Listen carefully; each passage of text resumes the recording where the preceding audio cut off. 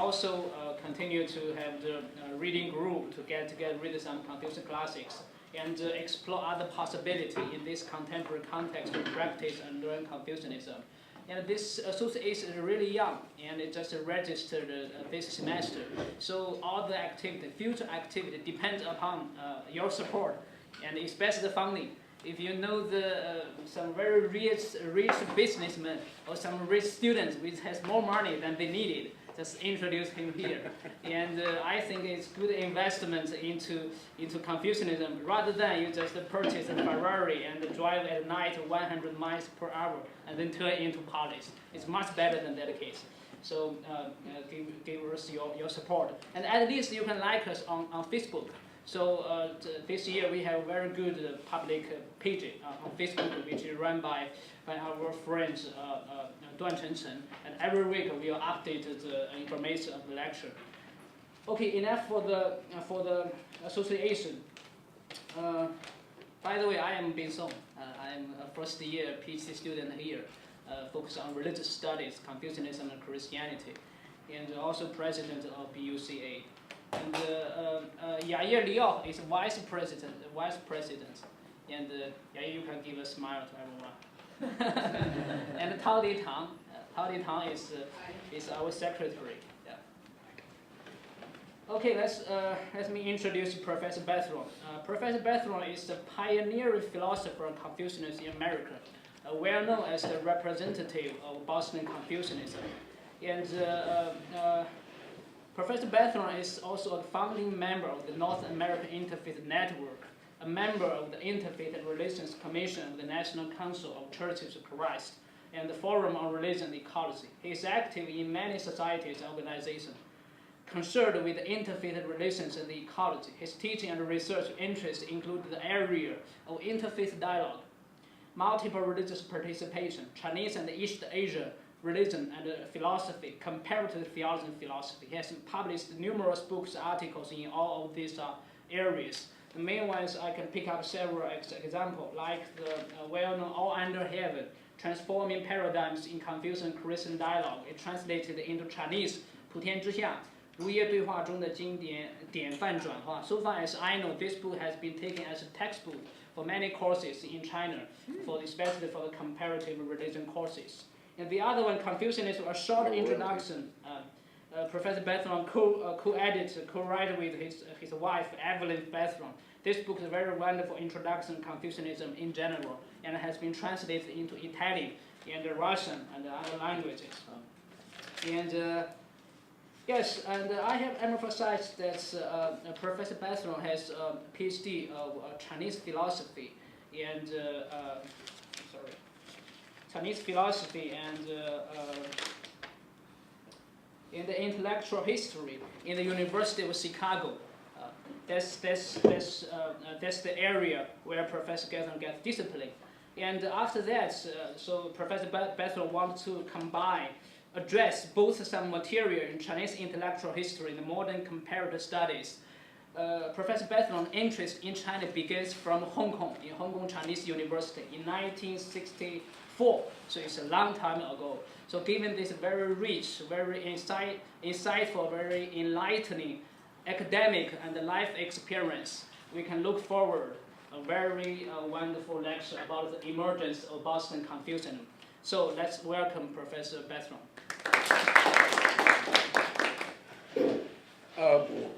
One of the things I very much like to do is that I've been introduced to you in a fairly long way, or fairly extensive way, but I'd like to go around the room and have everyone introduce themselves to me and tell me your name and your philosophic or academic interest. So if I can just we'll start over here and we'll just go around the room. Great. My name is Tian Huang and I go by Sam. I took your class before. Yeah. You just remember me. And I'm currently studying East Asian Studies and advertising over at Com. Yeah. So, and what else? That's plenty. That's perfect. That's exactly what I want everybody to do. Yep. My name is Pauline. I'm studying neuroscience and religious tolerance, a lot of interfaith stuff. Yeah. Hi, my name is Xu Zhu. I'm a PhD student in international relations in Nankai University in China. And now I'm a visiting PhD in IR department in Boston University. I'm Yang Shen. I'm now a PhD student in the Scholarly Department. I'm now trying to write on what is monasticism in contemporary China. And in the past, I wanted to write about Confucian Shuyan, which I think that. Yair Lior. I'm a visiting researcher at the Department of Religion here. Very interested in Confucianism, especially Neo-Confucianism. Professor Berthrong was my advisor. My name is Mo Bei Zhang. I'm studying at Sociology Department. I'm a master's student. My encounter with Confucianism dates back to my translation of the Anecdotes when I was a translation studies major student in undergrad. My name is Ryosuke. I'm an international student. I'm from Japan, and here I study only English and conversation like. My major is commerce, business. I'm Chi Kan Chan. I'm a PhD candidate in philosophy from the Chinese University of Hong Kong, and I'm now a Fulbright Fellow at the Boston University. And my research interest is mainly Neo-Confucianism. I'm Polly. I'm from Hong Kong too. I study Master of Nursing in the Chinese University of Hong Kong. It's good to see you, Professor Berthrong. I'm Wang Yan. We met 4 years ago at the Lushan Forum. I'm from Shandong University. Right. Yeah. So now I'm visiting scholar at the Elevator Center for Judaic Studies. Yeah, I'm here for 1 year. 1 year. Good. Can I ask what you're studying at the LE Wieselsen? My research is about Orthodox Judaism. They are involved in Israeli politics. Oh, wow. I don't know if you know Yair, but Shandong University has probably the largest Center for Judaic Studies. So. He's been there. Yeah. Oh, that's right. Yeah. Well, I'm sorry, Yair. That's okay. Want to capture. Yeah, that's right. No, yeah, you know all about it. Yeah. Okay. So you're a student of Fuyoda? Yeah. Okay, great. And you're our film person. Yes. You want to introduce yourself? Yeah, my name is Chen Chen. I'm a senior in major in PR. I also took your class before. That's right. Yeah. And now they've got you doing some work. Yeah, I'm doing PR. PR. Good. Excellent. Hi, my name is Sun Danji. I'm a Master of Science student in Computer Science of Northeastern University, and I've gained my Bachelor of Philosophy degree in Nankai University. Yeah. Hi everyone, I'm Mo Jintang. My American name is Dorothy. I'm studying Judaism with Professor Kess and Confucianism with Professor Berthrong here. And I'm interested in rabbinic Judaism and the early kind of classical Confucianism. I'm writing a proposal about rabbinic cities, the Confucian cities. I'm Wang Shuo. I'm the third-year PhD candidate of the university. My major is Chinese philosophy, and now I'm a visiting student of Boston University supervised by Professor Berthrong. And I'm John Berthrong. And I should probably back up and explain how I became interested in Chinese philosophy. It was almost purely accidental. My father was invited to be a Fulbright scholar, and in those years, and I think even till today, many Fulbright scholars carry out their duties by being a professor in an international university. So he was invited to teach American history at the University of Hong Kong, because the University of Hong Kong at that time now does have people who teach American history, but at that time they taught their American history courses by always having the Fulbright professor be a professor of American history. So he asked if I would like to go along, and I thought about it and decided, yeah, that'd be kind of interesting. I was 19 years old, and Hong Kong sounded sort of exciting, and I went there, and I always remember okay, Oklahoma is one of those large American states in the middle of the country where there are many more cattle than there are people. In fact, when I was there were less than 2 million people living in Oklahoma. And I had that wonderful feeling when I sailed into Hong Kong Harbor. I look out and I think, there are twice as many people in this city that I'm looking at than in the whole state I lived in, 80,000 square miles. So what I discovered at the University of Hong Kong at that time, which was rather interesting, is that they taught all of their courses on Chinese intellectual history and Chinese philosophy in English. And there were they had the Department of Chinese Studies where, for example, if you really wanted to be serious about reading the Zhuangzi or, a Chinese text, they had plenty of reading of Chinese. But the two departments had fascinating courses. And so I decided, since I was in China, that's what I should do. And then just became absolutely fascinated by the history of Chinese philosophy. So when I came back, I then went to the University of Chicago, where I was studying religious thought and theology, comparative theology, and also Chinese studies. And so I went in, and as I say, by that time I'd had a very good background in the history of Chinese intellectual history, general Chinese history, and actually history of Chinese Buddhism, because I had a professor who was interested in that. And so they asked me kind of what I was interested in. And they said, well, you haven't read any of these Confucians, have you? And I said, no. And they knew by that time I was very interested in systematic thinking, and they said, well, we have just the person for you, Jushi. And I sort of knew vaguely who Jushi, well, I knew who Jushi was in the terms of Chinese intellectual history, but then I got hooked on it. And I had been studying Neo-Confucianism ever since, with a special focus on the Jushi school.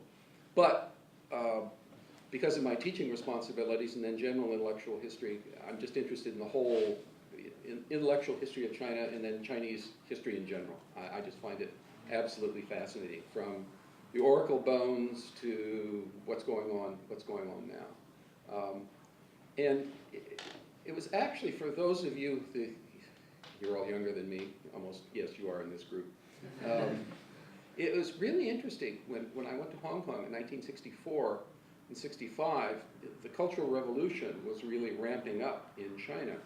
And there were very serious discussions about whether or not there would be Chinese philosophy anymore, or whether it would be exterminated. But I remember a very fine professor of mine, one of the great English language scholars of Chinese intellectual history, in fact, one of the first in North America, a man named Hurley Creel, who actually went and began his studies in Chinese intellectual history in the 1930s. And got interested in ancient China because, one of the first great archaeological excavations in China was a place called Anyang.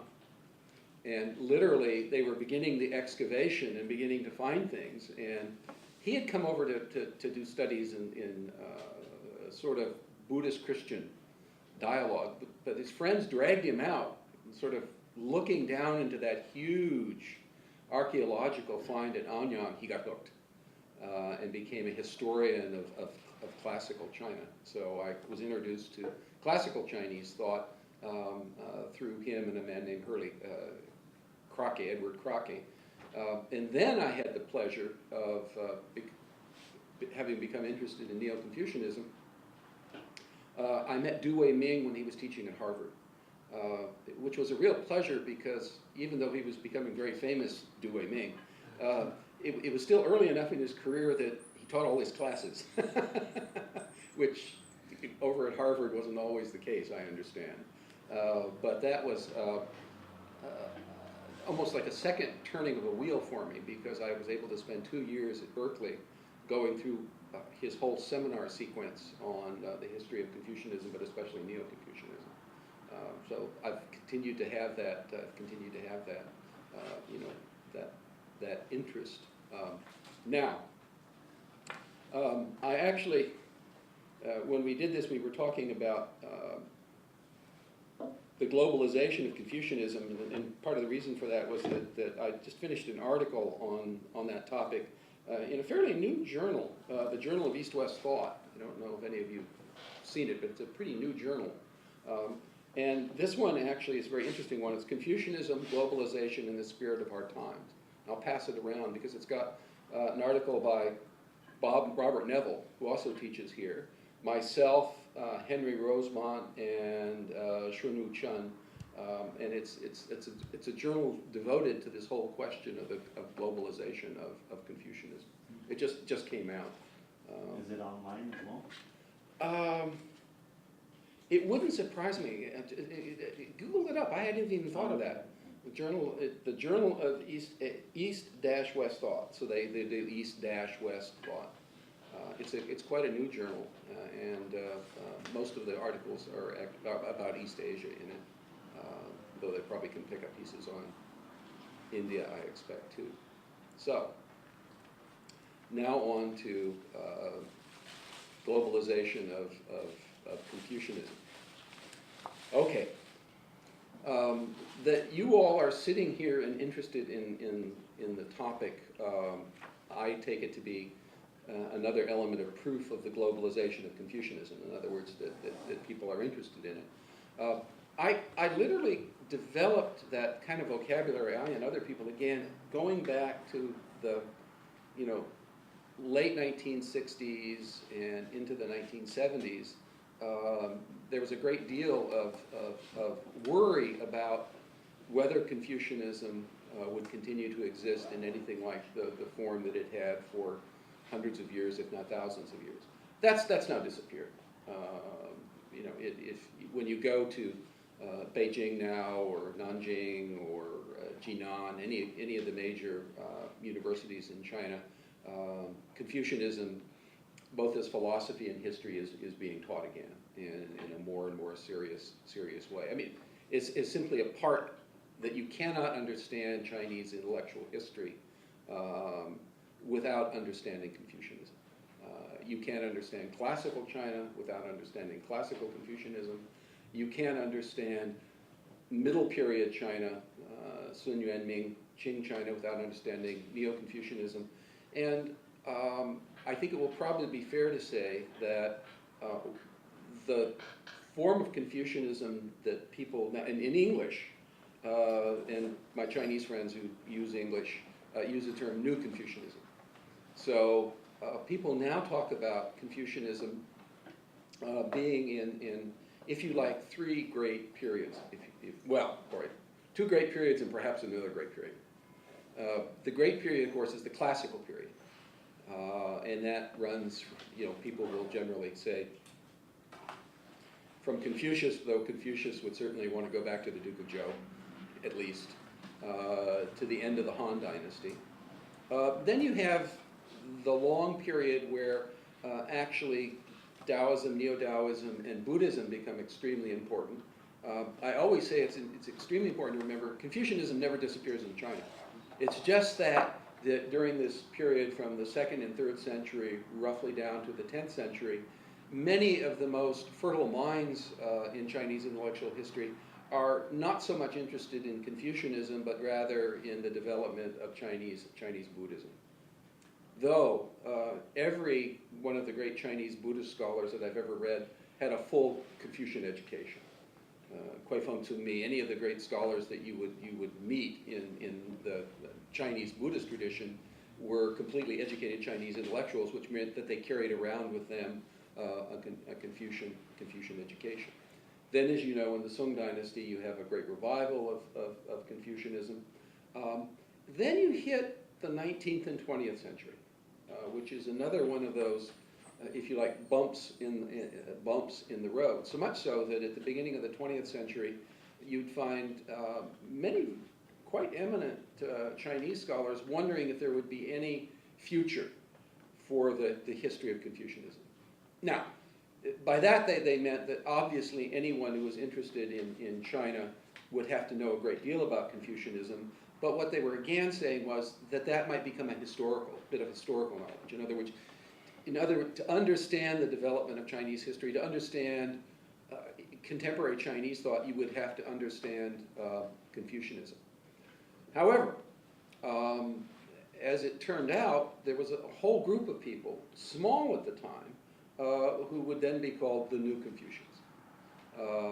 Chen Mu, Mo Zun-san, a group of university professors going back to the early 1920s, 30s, then accelerating into the 40s and 50s, who kept the Confucian tradition alive, not only kept it alive, but also in a sense began what I think is inevitable and also quite interesting in the history of Confucianism. It's the extremely serious encounter with Western philosophy.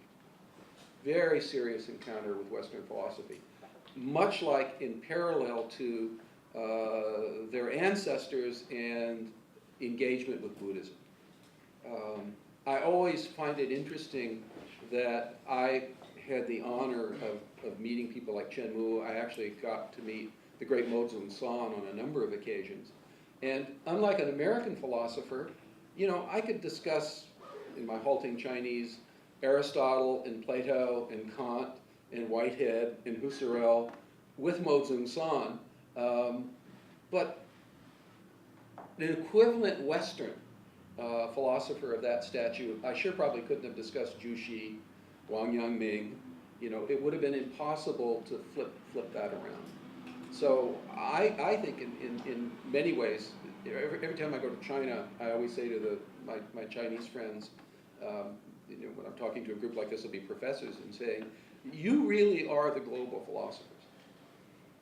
This room is filled full of global philosophers in a way. If I had this number of Western philosophers, I probably couldn't call it global philosophy. Because not that nowadays you can't find anybody in the philosophy department who wants to be antagonistic or hostile to Chinese thought. They just don't know anything about it. They don't know anything about it. Except that's beginning to change. And people like Yair, there's a whole new younger generation of scholars who I think are going to bring, and others, to bring a richness and bring Chinese philosophy and Chinese intellectual history into the broader, you know, the broader intellectual context. My other joke is that you know, China will just buy the United States in another 10 years, and so, you know, Americans will have to learn about China anyway. It'll become part of the required curriculum. Okay.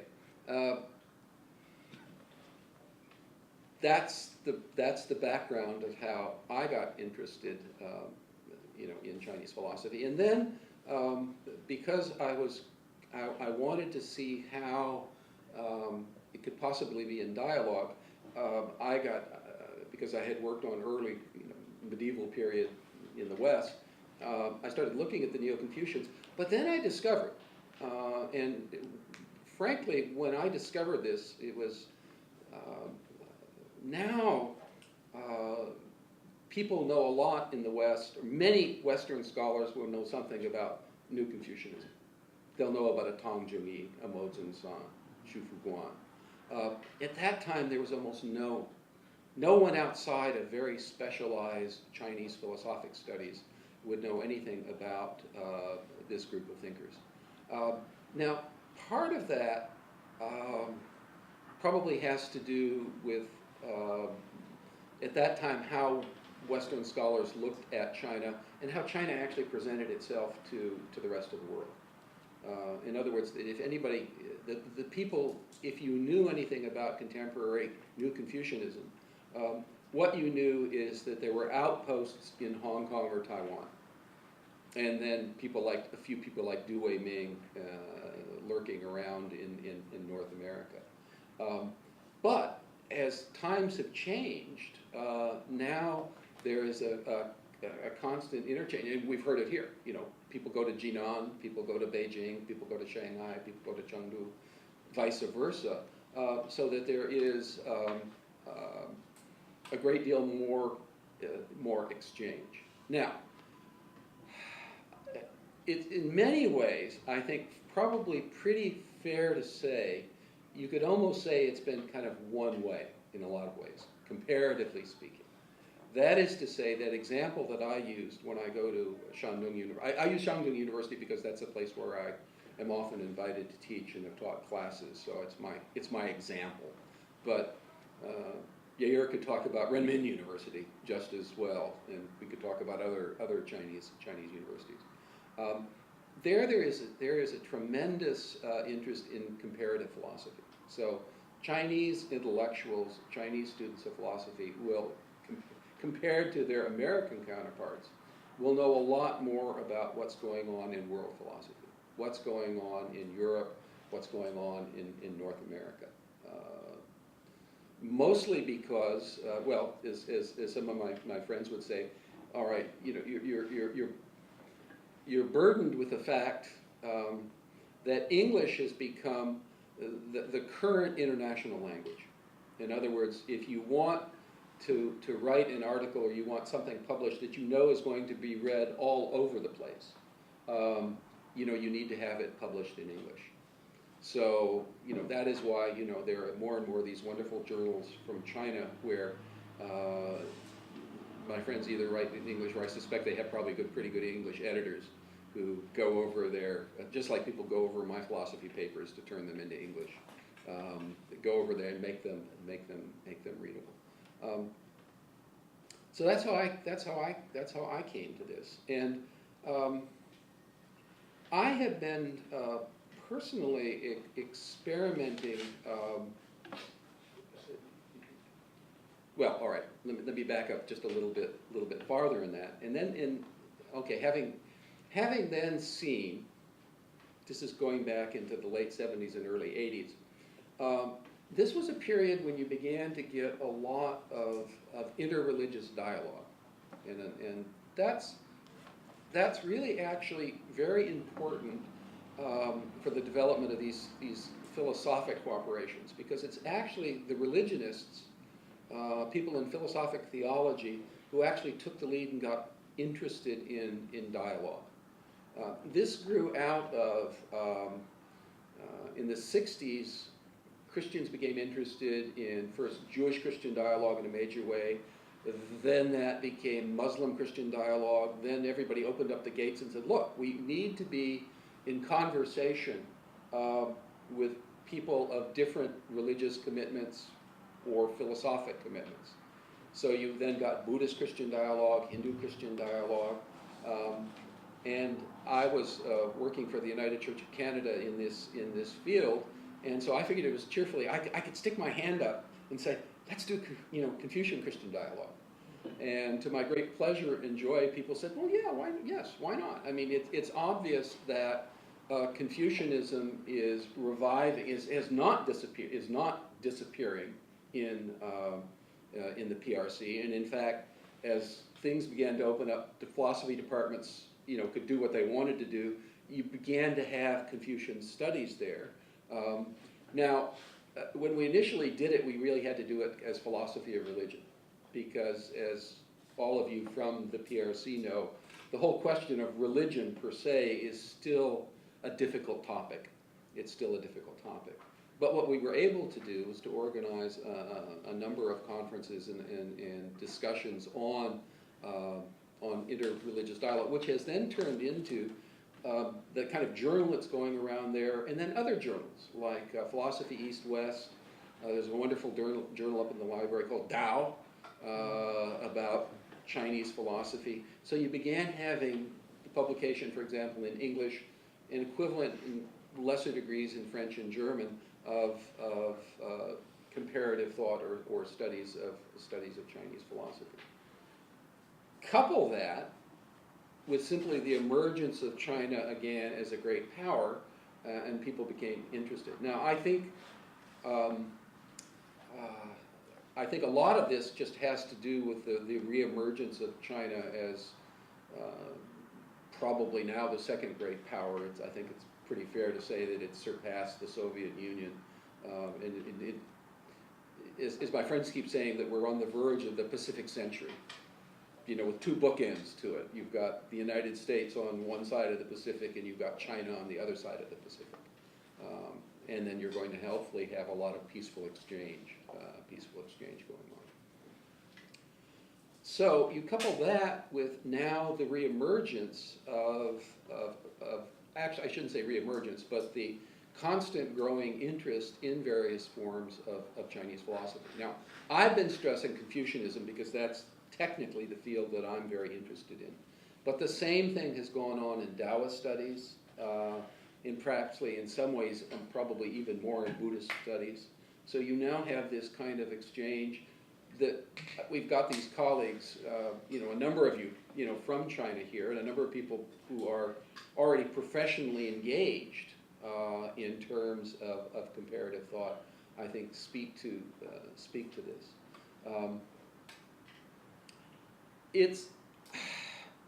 I would say that if you look at the history of how these great intellectual exchanges occur, there's kind of a flow to them. There's first an encounter with the other. Then there's the encounter with the other that becomes intellectually serious. But that intellectual seriousness, and this is where I think we are now, is simply learning about the other. Learning about the other, and that is often done by historical studies and translations.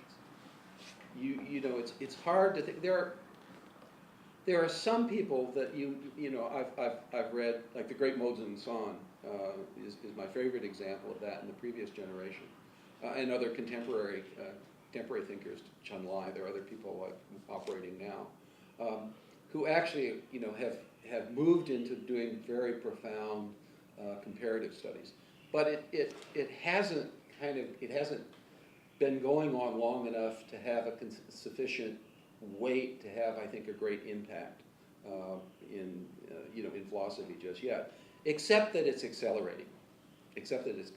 So I have, when I used to make this kind of speech in like 1968, people would sometimes look at me and go, yeah, it's all going to be Marxism. It's all going to be, Maoist, Leninist thought. Not anymore. I mean, I don't know what my Chinese friends from the PRC would see, but, like whenever I go to philosophy departments, they'll say, I've met so many professors of the professor of Marxist studies who will say to me, I'm the professor of Marxist studies, but actually, how would you like to go with me and my group? We read the Tao Te Ching up on the mountain. Okay. Like we mention Mao, nice guy, all right, and then we get on with the study of classical Chinese thought. So I think I think in terms of this kind of world historical process where you see traditions moving, out of their home territory. I think my Chinese friends are considerably ahead of where American philosophers are, except now American philosophers in American philosophy departments have noticed China. And again, I wish I could say that's for purely intellectual reasons. I think it's really more for the simple emergence of China as going to be the other great power of the 21st century. And so the recognition, and so now the recognition in the sciences, in the humanities, and I think also now in philosophic studies of interaction. But what that means is the kind of richness that you could have seen, for example, in Chinese engagement with Buddhism, and the profundity of what comes out of that is beginning to, I would say, is beginning to emerge, but of course is, even in China, relatively new, talking a century or two, and frankly, probably the last 50, 60 years in a hugely significant way. That is to say that more and more Chinese intellectuals have more and more access to the full range of Western philosophy. The history of it. As I say, I'm always, I'm not even stunned because I've watched it happening since the 1960s, but that, as I say, I find Chinese philosophy departments much more global than American ones, in the same way with India, where Indian philosophers are forced to, because of the same kind of circumstances, to take Western philosophy seriously, even if Western philosophers don't take Indian philosophy seriously. Though that's changing too. You will no longer, that when I began studying this 30 years ago, people in the philosophy departments would really sometimes say, oh, is there philosophy in China? And I would go, yes, you know, there were ancient traditions, there were medieval, and there are even modern Chinese philosophers. And, you know, the ones who not even just have gone to study Kant in Germany, but the Chinese philosophers who are working on the Chinese philosophic tradition. I think for you, you know, your generation and the next generation, it's going to continue to be a real pleasure. Whether or not, you know, and it wouldn't surprise me, however, that you and the younger generation may be part of that group that will now begin to take that kind of second step in terms of comparative thought. You know, moving simply beyond the kind of hard work of developing on both sides a sufficient knowledge of the other to be able to practice real comparative thought. In other words, you will know enough about coming and going, whether you're, you know, Chinese studying Western philosophy or Western scholars studying Chinese philosophy, enough that it becomes part of your own thinking, that there will be kind of a creativity in the appropriation of Chinese thought. Now, if you look at this, I think you can already see something like this in terms of the Western study of Buddhism, which would include Chinese Buddhism, which has been going on for probably longer than any of these other fields. So that in North America, you find quite a bit of Buddhist study that very profoundly has become North American, but fully engaged with its South Asian, Southeast Asian, and East Asian counterparts. And I see that beginning to happen now in terms of Chinese philosophy. And it happens kind of in interesting ways too. First off, the philosophy that most of my younger students love, of course, is Taoism. And I mean, as my Chinese friends joke that, well, that's the same way in China too, you know. If you don't love Taoism when you're young, there's a little bit something wrong with your heart. If you don't start to love Confucius when you get a little older, there's something wrong with your head. So you find this fascination with Taoism, and let's face it, the Tao Te Ching is a lot more fun to read than the Analects. You know, I love the Analects, I love Kungzi, but as literary documents, the Zhuangzi, the Liezi, the Huainanzi, the Tao Te Ching have got it all over the Lunyu, Shunzi, who, you know, I'm teaching a class now on Introduction to Chinese Philosophy, and you know, I've got Shunzi there, and I look out at my students, you know, and I start telling them about Shunzi, and it sort of sounds like their grandparents, you know. Be good, and do it often. I think it's going to be immensely rich. And some of this really depends on the directions which Chinese philosophy itself takes. You know, I think of that great generation of the people that I considered great. Like I'll keep using the example of Mo Zung-san, but Tang Zhongyi, and there were Chen Mu, and there were others of this great generation of people who introduced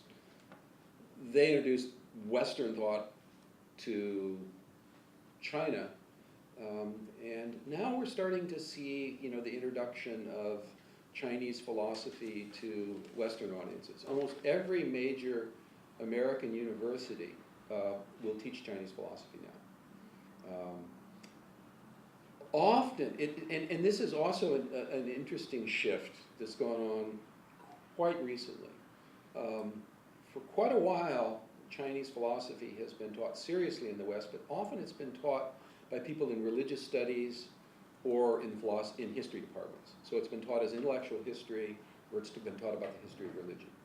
It's beginning now to be taught in philosophy departments. For instance, and this is a kind of a prototypical example of it. I actually teach the course that I'm teaching now, and some of you have suffered through in the past, suffered through at present, is actually taught. Philosophy 247 is offered by the philosophy department. And if I weren't doing it, I'd talk to them, they would get other people to do it, and I hope that they will add other courses on Chinese philosophy, because they have come to realize not only that you have to take China seriously because of the size of the importance of the country, plus the fact of how many Chinese students that you've got in the university, but that it is it's fascinating because just like India, it holds up a different mirror to you. It holds up a different mirror to you. You have to look at reality, you have to look at concepts, you have to look at philosophic traditions that are dramatically different than your own. Dramatically different than your own. In China, the way I teach the Chinese philosophy, I inevitably end up just mostly doing Confucianism, because I know it better. But also, I like doing that, and I know a lot of people do too, because they make a decision that you'll either focus on Buddhism, Chinese Buddhism, or Taoism, or Confucianism, because you don't want to have such a scattershot. You want to try to show to your students that it's more than just a couple little texts, and it's more, that there is a substance to the development of Chinese philosophy. So, you can start out with Kungzi and Mengzi and Shunzi, you can move into Hanyu, then you can move on to Zhou Dunyi, Shao Yun, Cheng Yi, Cheng Hao, Zhu Xi, Wang Yangming, and then up to current contemporary Chinese thinkers. And you can demonstrate to people the richness and the depth of Chinese thought. Now, where is this all going? I really don't know, and I don't know for two reasons that I've already explained, and they're related to each other. One is as I see what's going on with contemporary Chinese intellectuals, staring at one and others around the room, what are my friends, younger friends, going to do with their comparative work? What is going to be, the substance of the Chinese appropriation of Western philosophy? And when I say Chinese appropriation, I genuinely mean that, because I think if you look at Eurasia, there are like three great intellectual families that are dominant. So there's, what we can call Western Europe, but that goes all the way to Israel. This goes to the Middle East. This is one area that shares a great, the philosophy. People can talk to each other in that whole area. Then you've got the Indic world. You've got the world of Indian philosophy, which is fascinating, because Indian philosophy, based on Sanskrit, uses Indo-European languages. So even though it's remarkably different, because linguistically every now and then things just pop up that are kind of remarkably the same. And then you get to China and they aren't. They just aren't. Except for the fact that anyone who does philosophy in any of these cultures is confronted with certain questions that they have to answer, that are going to be discussed in all of those. So for instance, I think I'll just name two, and then I'm going to open it up to a larger conversation. two questions that are always asked in all these traditions. There are a lot more too, and you can add, and hopefully you will, but two of them is like, well, what is the world? You know, what do we think the world is philosophically? You know, how do we constitute our understanding of what the world is? You know, how much do we get into the special sciences? Say we're coming out of, I have quite a few students in my classes who come out of the sciences, so they're thinking in a particular way.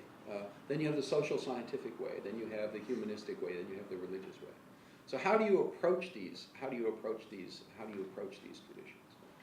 And then how do you develop the vocabulary that?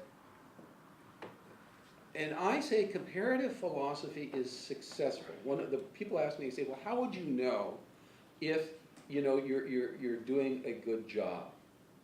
And I'll say, I think the number one criteria at this relatively early stage of comparison is if when I describe how I would teach certain Chinese thinkers to my Chinese friends in China, they can say, okay, I can recognize them. You know, that sort of sounds like Jushi. Now, you know, it's Jushi. Now, you're doing it in a way that 80% of it, which is just straightforward what anybody would say about Jushi, whether they were Korean, Japanese, Chinese, North Americans of various stripes. And then there are unique features. And then there are ones that they'll sometimes politely say are rather bizarre after having 3 or 4 drinks, like, how in the world could you say that? And I'll say, well, I say it because of this. And sometimes they're convinced, and sometimes they still end up saying, how in the world can you say that? And it goes both ways. So I think it's a really, really fascinating time.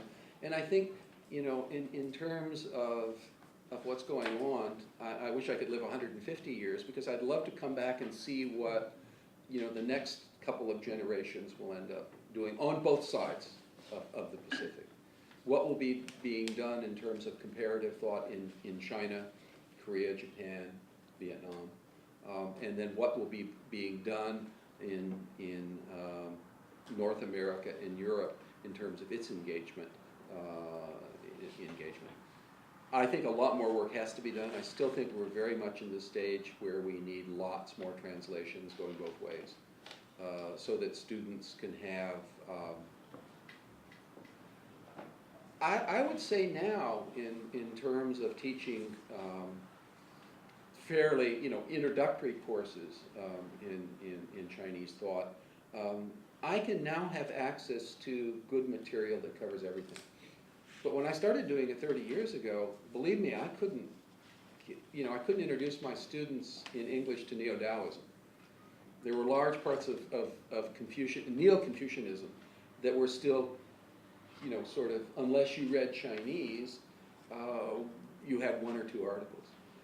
But there now has been so much, and I think actually my impression is even more serious work has been done like that in the Chinese universities than in the Western universities. I think Chinese universities are way ahead of that, you know, for the simple reason that East Asia was the recipient of Western imperialism, so East Asians were sort of forced to, you know, engage with European thought in a way that was, if you like, more violent and more demanding than Westerners. I mean, my example is an interesting one. I mean, I got interested in it kind of accidentally because I loved it. Not because I had to, because, you know, I had, you know, was being forced to because of economic reasons. And that I don't think has changed, but I think it's changing in the sense that I think North Americans are, well, first off, Americans have always been fascinated by China. I don't know if any of you have read, there's a whole literature in English on the history of American fascination with China. There are books and books and books, and these are not, you know, Chinese guys. These are American historians looking at the fascination of Americans with China, and it goes back to the founding of the American Republic. And you might say, why? Well, many of the founders of the United States They knew very little bit about China, but they saw Confucianism. They saw China, what they thought they saw was something like what they could get. In other words, you could found government without theism. You know, you didn't have to have everything be a divine reality. In other words, it could be people themselves, and that's frankly what fascinated a lot of early American scholars about Confucianism. They said, look, you can have civil discourse without being involved in theology. And so a lot of early American thought is early America was very, very interested in, or a lot of them, not all of them. I mean, they were very religious, but they wanted to be able to separate their philosophical, especially their political philosophy, from what they saw were the connections with the churches in Europe. So one of the distinctive features of almost all influential early American political philosophy, all the way up and down the coast, it could be very different in Virginia than from Massachusetts, but was to try to say, no, we don't want to have a state church. In what country, they thought, I think they completely missed the religious dimension of Confucianism because that wasn't the way it was presented to them at the time. But they thought, oh, look, there are ancient, grand civilizations that have not necessarily been theocentric. And who's the most beautiful example of that? Well, those Confucians in China, who've helped run a gigantic, huge country. Now, we've learned a lot since then. We've learned a lot about what I would consider sometimes the religious dimensions of Confucianism. And Yair and others have heard me talk about this, Bin have. One of the ways I talk, what I think about, you know, when people say, what is religion? You know, you have to get away from things of saying, well, you can't be religious unless you have a notion of God. Because then what do you do with hundreds of millions of Buddhists and Hindus who look religious, act religious, but they may or may not have a notion of God? And then you get to those Taoists, and then you get to those Confucians. But what you're left with, what I think that you're left with, so one of the reasons why I feel comfortable about also looking at Confucianism as a religion is that Confucianism is about ultimate personal transformation. Ultimate personal transformation. I mean, you should, each and every one of us should try to emulate the sages. Now, just like in almost every great religious tradition, do you have to be successful at it? Do you have to become Kungzi? No. But that doesn't mean that you don't have the obligation to try your hardest to emulate and follow as best you can the teachings of the tradition. So I think you know, your generation, it's going to be really, really interesting to see as there's more exchange between, you know, the United States and China, not just in material things but in intellectual things, what Americans are going to make of indigenous Chinese traditions like Taoism and Confucianism, and all the various things of it. And on the whole, they generally like it. Can you say a few words specifically about Boston Confucianism, about how that kind of like emerged and took shape? Yes. It's actually kind of simple. Yeah, by the way, we have 1 hour left, so as long as all right, everybody... and I'll finish that. I'll just answer that question and then shut up.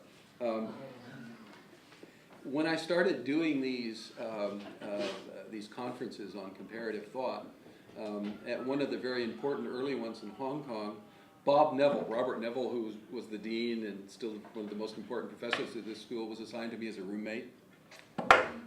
So Boston Confucianism was invented by Bob Neville and me and Langdon Gilkey from Harvard swimming in a swimming pool in Hong Kong. We were all, I can remember, you know, one night we were, you know, after the conference, and it, you know, Hong Kong is really hot, so it was really fun to go down. This was in the summer. It's really hot. So we jumped in the swimming pool. We were all just kind of swimming around talking together, and we said, you know, we should really do something like this back in Boston. And so they all looked over at me and they said, you know, being older, they could assign it to the junior person. Always be careful about that when you have two senior colleagues. They looked over at me like I would do to Yair and say, guess what, Yair? You get to organize the, you know, Boston Confucianism.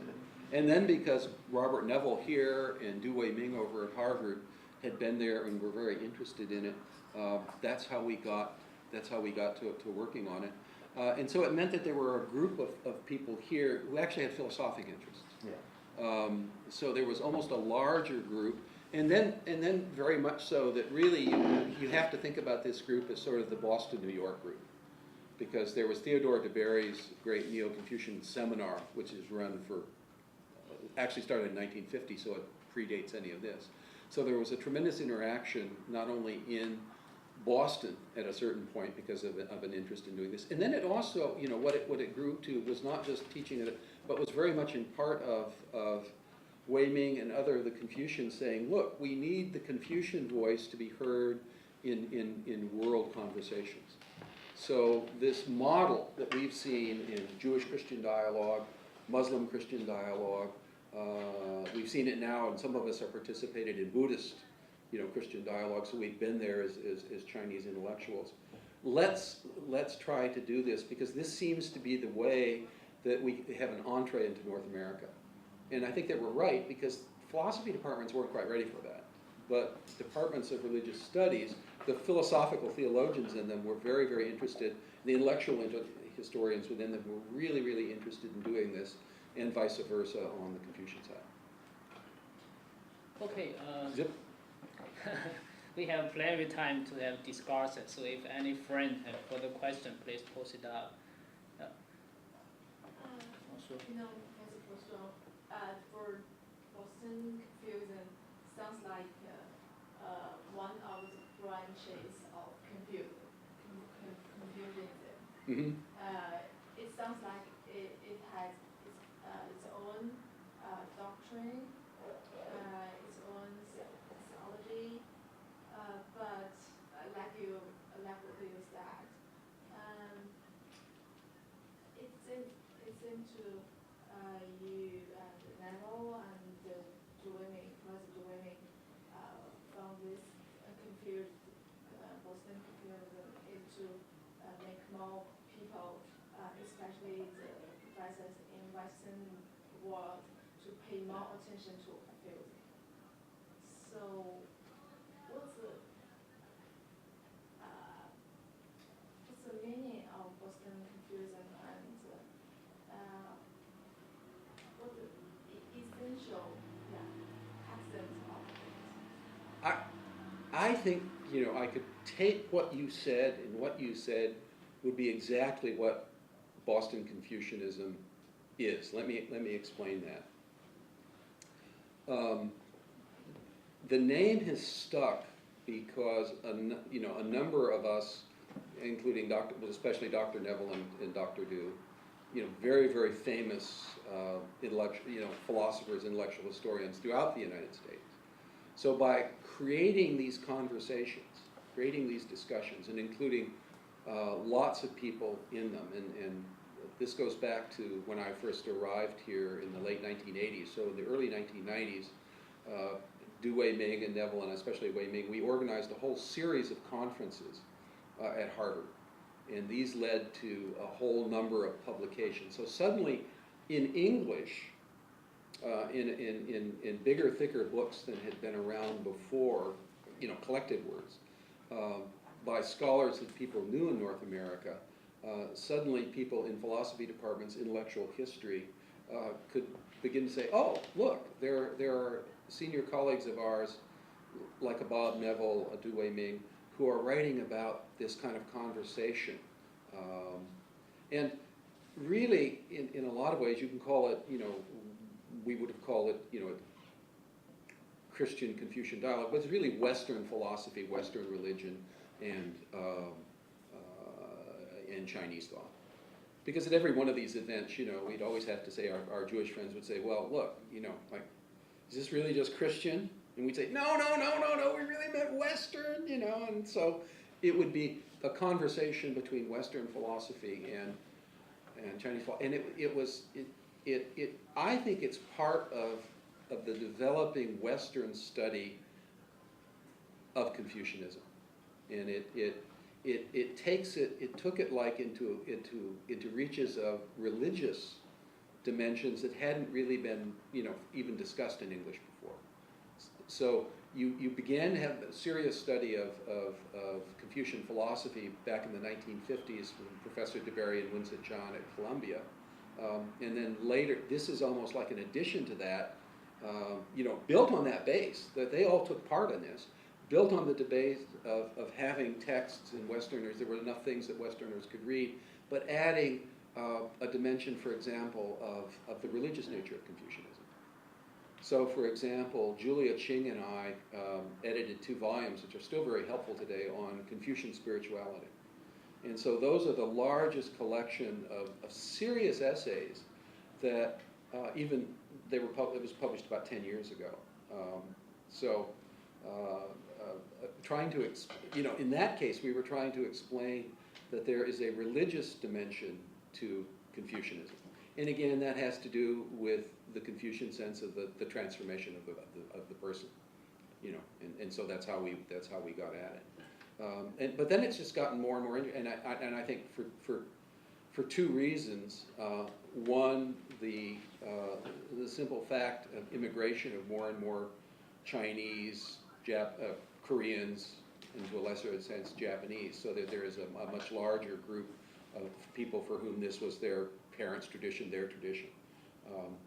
And then the United States simply, I think, as it's gotten, the Pacific century, has come to realize that, along with India, the other great enduring, different, if you say culture, really different in many ways, is East Asia. And within East Asia, one of the greatest components of that is Confucianism. And then nowadays, even business people, I have half my classes full of business majors, because they figure, how are you going to do business in China unless you understand something about Chinese philosophy? And I agree with them. I say, look, your Chinese colleagues usually will know a whole heck of a lot more about Western philosophy than you know about China. And it will really help you to be their friends and to win their respect, and actually learn something interesting if you take the time to study Chinese philosophy. Where it's going to go, I don't know. I think we're just at the very. When you think about the history of philosophy, I use 1950 because that's when Professor DeBerry and Winsett John literally started teaching Chinese philosophy seriously at Columbia, and that was like the first. There were other places that it had been done before. But then Harvard started doing it, Chicago started doing it, Yale started doing it. Now you find Chinese philosophy taught Berkeley, UCLA, USC, you began to found it taught. But before 1950, it was extremely rare.